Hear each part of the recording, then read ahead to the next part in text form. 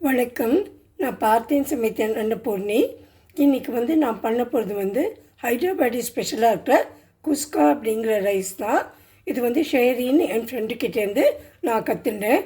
அவங்க ரொம்ப நல்லா பண்ணுவாங்க. அதை பண்ணுறதோடு இல்லாமல் ரொம்ப அவ்வளோ தூரம் அதில் அன்பு கலந்துருப்பாங்க. அதனால தான் அதுக்கு ஒரு ஸ்பெஷல் டேஸ்ட் நினைக்கிறேன். எனக்கு அவ்வளோ அழகாக பேக் பண்ணி கொண்டு வந்து தருவாங்க. அவங்களுக்கு ரொம்ப தேங்க்ஸ் சொல்லிக்கிறேன். அவங்களவே நல்லா பண்ண முடியுமான்னு தெரியல, இருந்தாலும் நான் ட்ரை பண்ணுறேன். இதுக்கு என்னென்ன தேவைன்னு சொல்கிறேன். முதல்ல ஒரு கடாயில் 2 ஸ்பூன் நல்ல நெய்யை விட்டுக்கணும். அது கொஞ்சம் சூடான அப்புறமா அதில் மசாலா பொருட்கள் எல்லாமே நம்ம சேர்த்துக்கணும்.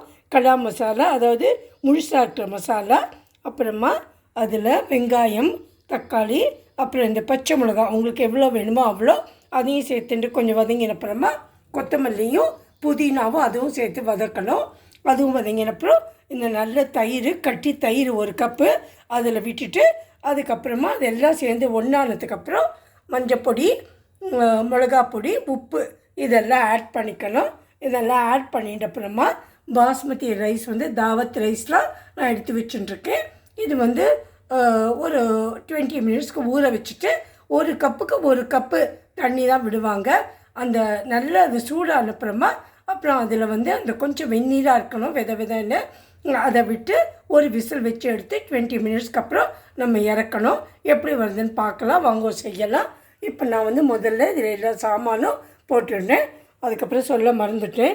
இதுக்காக ஸ்பெஷலாக ஒரு கரம் மசாலாவும் நம்ம ஆற்றுலேயே பொடி பண்ணினது எல்லா மசாலா பொடியும் போட்டு அதுவும் கொஞ்சமாக எடுத்து வச்சுருக்கேன். அதுவும் போட்டு இறக்கணும். இதை ரைத்தாவோடு சர்வ் பண்ணால் ரொம்ப நல்லாயிருக்கும். வாங்க இப்போ பண்ணலாம். இப்போ இதில் வெங்காயத்தை போட்டுட்டேன். வெங்காயம் கொஞ்சம் நல்லா வதங்கணும். அப்புறம் 1 டீஸ்பூன் இஞ்சி பூண்டு பேஸ்ட்டும் இதில் சேர்த்துக்கணும். இப்போ இதில் கொத்தமல்லி, புதினா எல்லாமே போட்டுட்டேன். அப்புறம் தயிரும் விட்டுட்டேன். கொஞ்சம் எல்லாம் நல்லா திக்காகட்டும். அப்புறம் மஞ்சள் பொடியும், மிளகா பொடியும், உப்பும் போட்டு கலந்து சாதத்தையும் போட்டு குக்கரில் வச்சிடலாம். நீங்கள் குக்கர்லேயே கூட இதெல்லாம் வதக்கிக்கலாம். ஆனால் எனக்கு அவ்வளோ சௌரியமாக இருக்காதுங்கிறதுனால நான் தனியாக வாண்டியில் வதக்கிண்டுட்டு அதுக்கப்புறமா குக்கரில் பாத்திரத்தில் வைக்கிறேன். சௌரியம் போல் நீங்கள் பண்ணிக்கோங்க. இப்போ நான் அதில் இந்த பேலீஸு, அப்புறம் அந்த பிளாக் கார்டமன் இருக்கு இல்லையா, பிளாக் இலாய்ச்சி, அதெல்லாம் கொஞ்சம் வெளியில் எடுத்துட்டேன். ஏன்னா குழந்தைக்கு அது வாயில் கடிக்கூடாதுங்கிறதுக்காக. அப்புறம் இப்போது தண்ணியை வச்சுருக்கேன். தண்ணியும் போட்டுட்டேன். எல்லாம் போட்டாச்சு. இதில் தண்ணியும் வச்சுருக்கேன். இது ஒரு கொதி வந்ததுக்கப்புறம் அந்த ஊற வச்ச அரிசியை போட்டுட்டு இந்த ஸ்பெஷல் மசாலாவையும் போட்டு குக்கரில் வச்சிடுறேன்.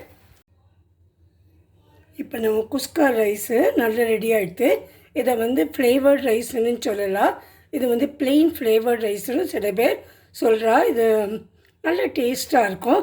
நான் இப்போ பிளேட்டிங் பண்ணி காமிக்கிறேன். நான் இன்றைக்கி வெறும் தயிர், அதில் வெங்காயம் போட்டு ரைத்தா மாதிரி பண்ணி அது கூட தான் சர்வ் பண்ண போகிறேன். இப்போ காமிக்கிறேன். பாருங்கள் எவ்வளோ நல்லா வந்திருக்கு, உதிராக வந்திருக்கு. ஒரே ஒரு விசில் தான் நான் வச்சேன். அதுக்கப்புறம் ஒரு 10 மினிட்ஸ்க்கு அப்புறம் நான் ஓப்பன் பண்ணிட்டேன். இது ரொம்ப ஈஸியாகவும் பண்ணிடலாம். At the same time very tasty. Hope you all like this. Thank you very much for watching my video. If you like my video, please subscribe to my channel. Thanks a lot.